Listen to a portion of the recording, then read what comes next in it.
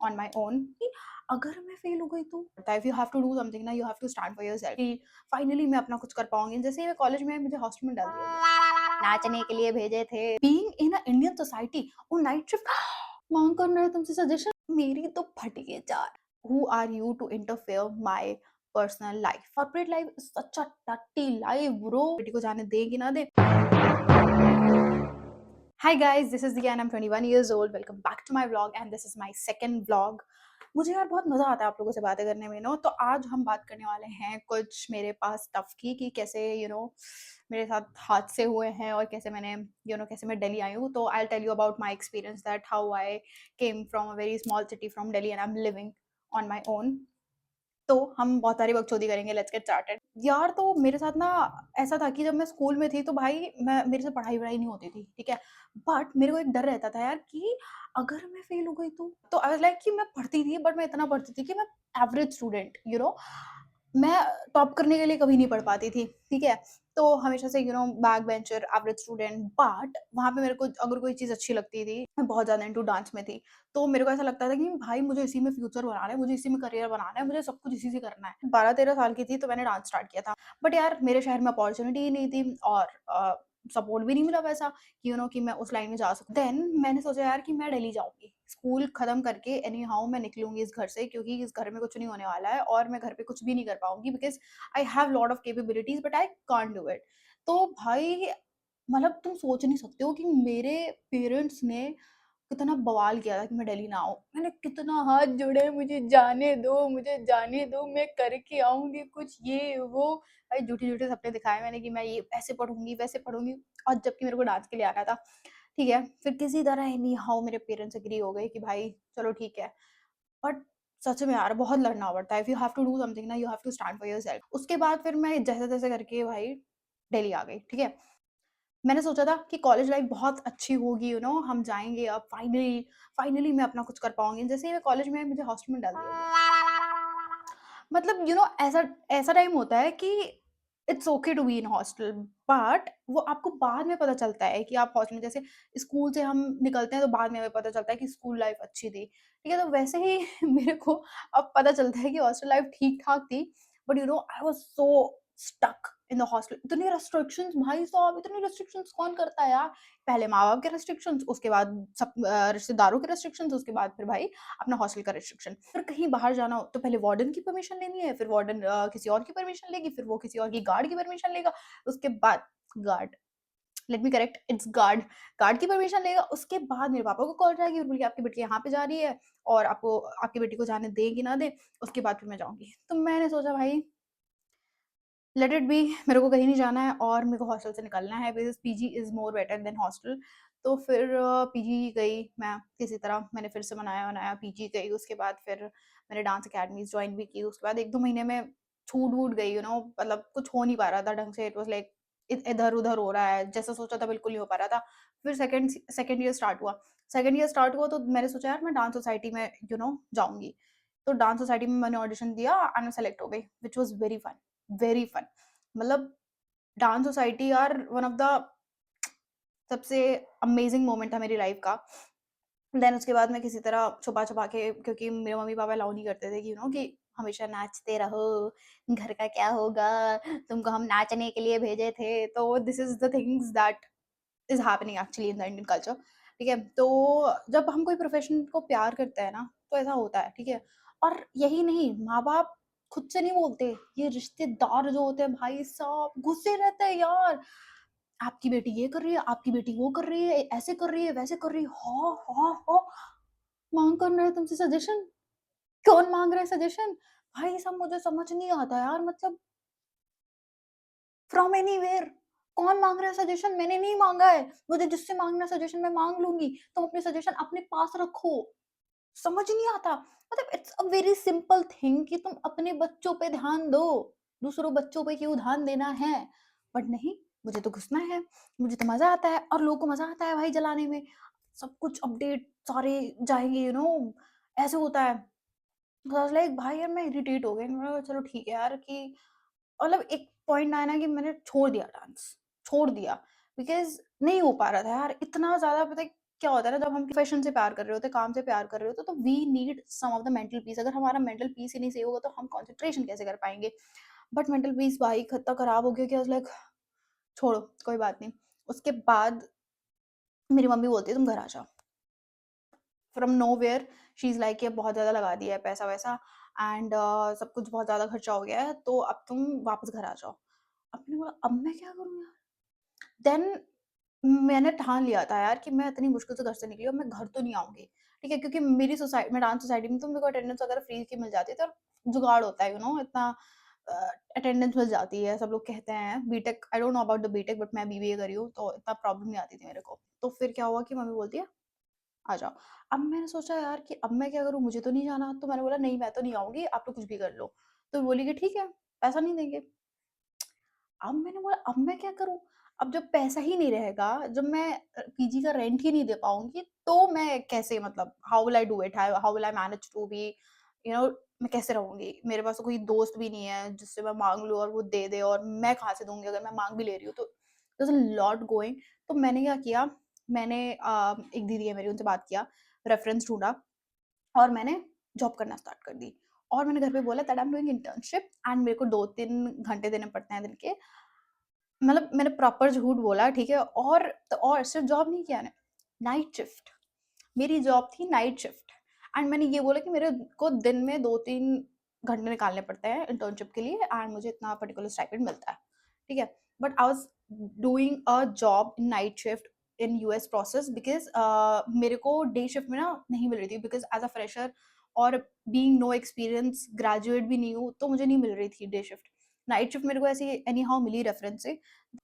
मतलब मैं बहुत खुश हुई उस दिन, मतलब it was the happiest moment of my life, ऐसा लग रहा था कितना कुछ अचीव कर लिया है। उसके बाद मैंने ऑफ़िस जाना स्टार्ट किया, छुपाना स्टार्ट किया। तुम्हें पता है इतना टफ होता है, being in a night schedule, और हम दिन में सो रहे हैं और दिन में मुझे मैं सिर्फ सो रही हूँ और मुझे मुझे कॉल आती है मम्मी की कि क्या कर रही हो, या पापा की कॉल आ रही है क्या कर रही हो, एंड आई वाज लाइक मुझे उठना पड़ेगा ना, ऐसे आवाज आती है, मैं सो रही हूँ, ऐसे आवाज नहीं निकाल सकती भाई, मुझे प्रॉपर निकालनी है, I have to wake up literally, because mummy लोग सबको जान जाती है। उसके बाद मैंने जैसे तैसे करके 2-3 महीने तक छुपाया। एक तो ऐसा होता है ना कि प्रॉब्लम, भाई एक प्रॉब्लम खत्म होती नहीं है कि दूसरी प्रॉब्लम आ जाती है, मुझे समझ में नहीं आता यार। भगवान खुद नहीं चाहता, एक प्रॉब्लम खत्म होती है, ऐसा लगता है हाँ, अब सुकून हो गया कि चलो कम से कम ये प्रॉब्लम खत्म हुई। भगवान चाहेगा, अरे रुको, तुम कैसे खुश हो सकती हो? मैं हूँ ना, मैं बैठा हूँ। लाइक सीरियसली ब्रो, एक प्रॉब्लम खत्म हुई, थोड़ा साँस लेने दो, नहीं ऐसे ही टपकेगी दूसरी प्रॉब्लम, तीसरी प्रॉब्लम, चौथी प्रॉब्लम। अब पता ऐसे चला कि I was performing there pretty good as a fresher. तो एवीपी जो होता है, तो एवीपी ने बोला कि मैं तुमको दूसरी टीम में डाल रहा हूँ। मैंने बोला ठीक है, कोई दिक्कत नहीं है। तो जो मेरा मैनेजर था, तो ही इज़ लाइक कि तुम दूसरी टीम में कैसे डाल सकते हो? जब मैंने उसको हर चीज़ सिखाई है, मैंने सेल्स का एस सिखाया है, सब कुछ सिखाया है, तुम उसको दूसरी टीम में कैसे डाल सकते हो?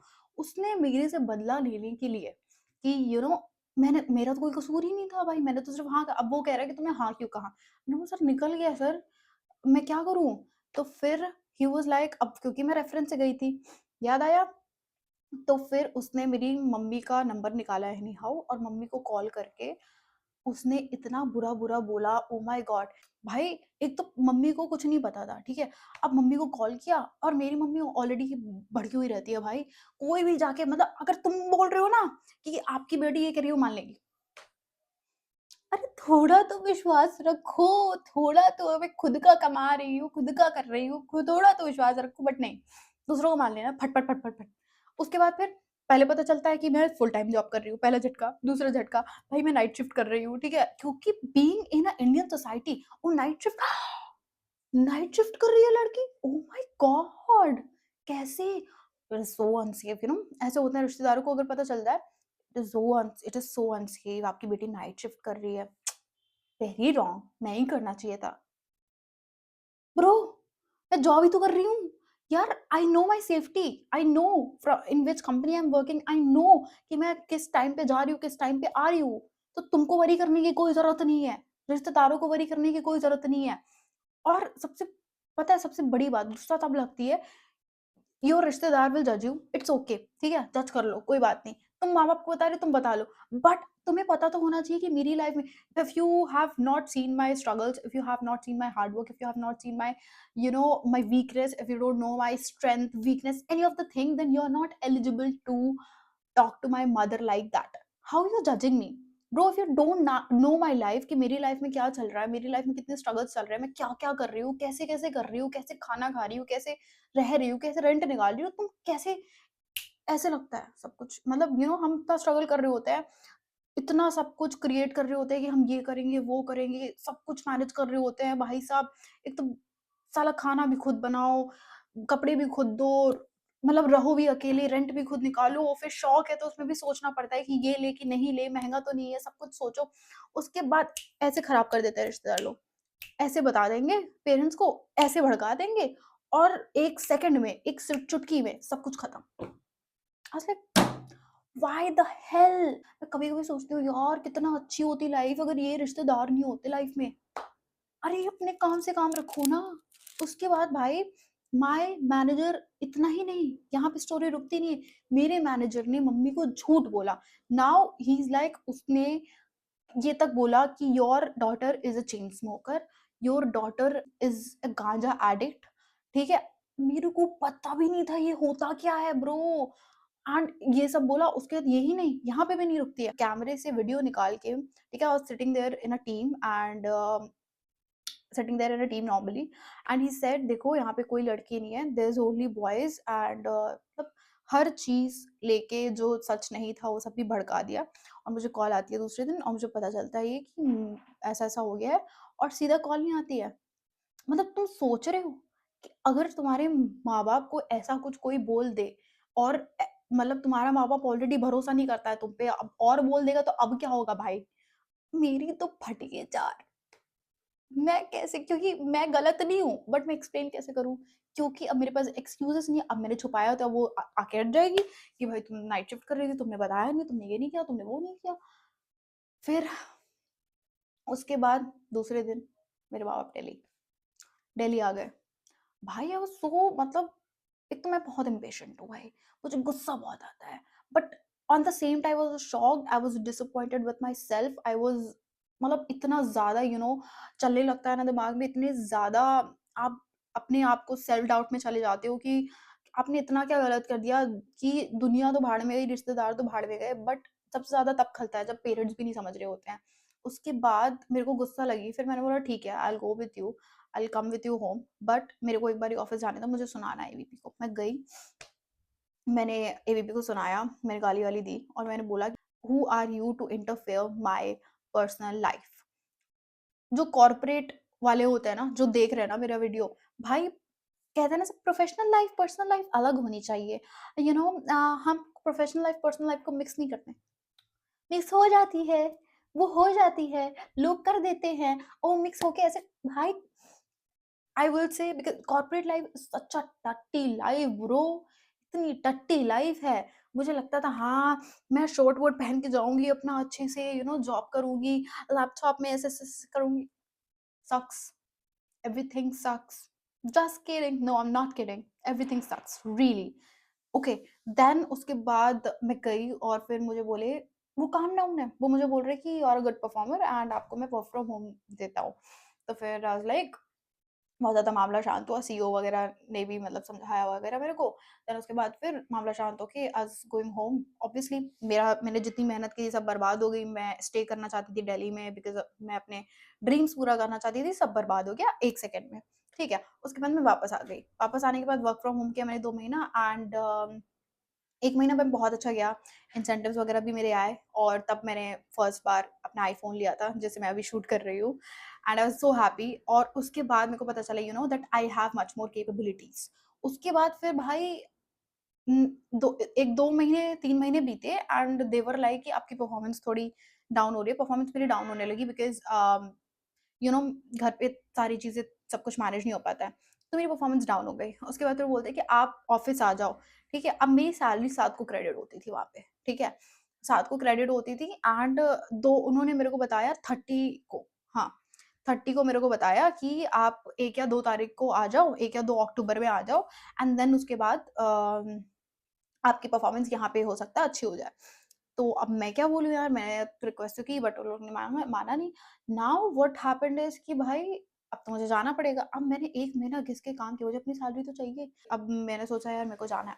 तो मैंने मम्मी-पापा को जाके बताया कि ऐसा-ऐसा है सीन और मुझे जाना पड़ेगा। ये वो वगैरह-वगैरह। They are like no, we will not let you go. तुम्हें जाने नहीं है। नहीं तो मैं ये कर लूँगा, मैं ये कर दूँगी, मैं ये वो वहाँ फलाना-ढिमकाना, इमोशनल ब्लैकमेल। अब आई वाज़ लाइक अब मैं क्या करूँ भाई? फिर मैंने बोला मैं तो जाऊँगी। मैंने बोला फ्रॉम देयर अगर मैंने बोला अगर मैं अब भी अपने लिए स्टैंड नहीं लिया ना, एक तो मेरा पैसा भी जाएगा और दूसरा दूसरा यार मैं लाइफ़ कैसे बनाऊँगी अपनी यार? If we don't have that much of things we have to create for ourselves, ठीक है? It is very important to stand for yourself। वहाँ पे मैंने स्टैंड लिया। मैंने बोला I'll go। आप मानो आप नहीं मानो मैं जाऊँगी। मैं आइडियली उसके बाद फिर मैं गई फिर normally corporate life it sucks, कुछ हो नहीं पा रहा था। Yo it was like very hectic but that was the day जब मैं आई और मैंने इतना स्टैंड लिया और मैंने सीखा। आज भी मैं काम कर रही हूँ, I am a job person but मैं मतलब दूसरी कंपनी स्विच कर ली मैंने। But what I have learned from my self that I have to take stand for my self.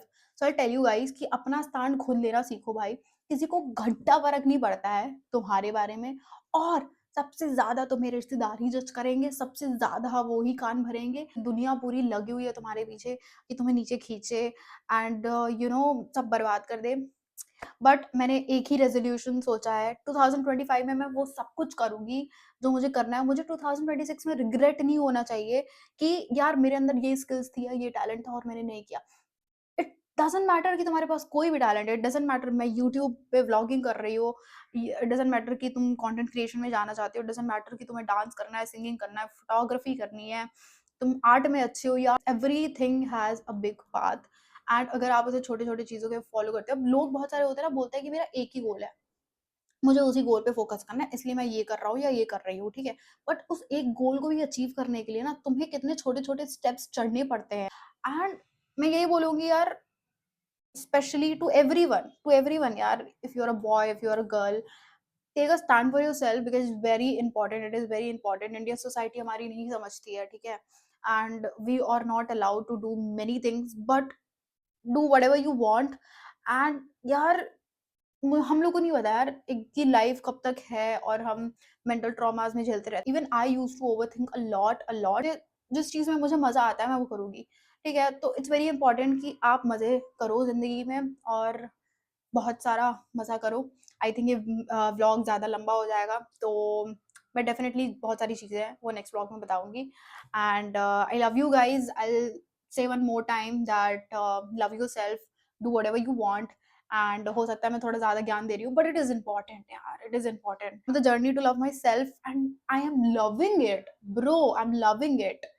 So it's better to love yourself, it's better to ignore everything in the world is going on, ठीक है? And do whatever you want, everything will work out। यार मेरे पास ना बहुत सारी चीज़ें हैं बताने को, इसलिए मैं 20 मिनट की वीडियो में सारा कुछ कवर अप नहीं कर सकती हूँ, राइट? अगर आपको मेरी चीज़ें जाननी हैं एंड कैसे-कैसे मैंने वर्क किया अपने ऊपर, सो कमेंट डाउन एंड अगर कोई और व्लॉग चाहिए आपको तो उसके लिए भी कमेंट डाउन। Thank you.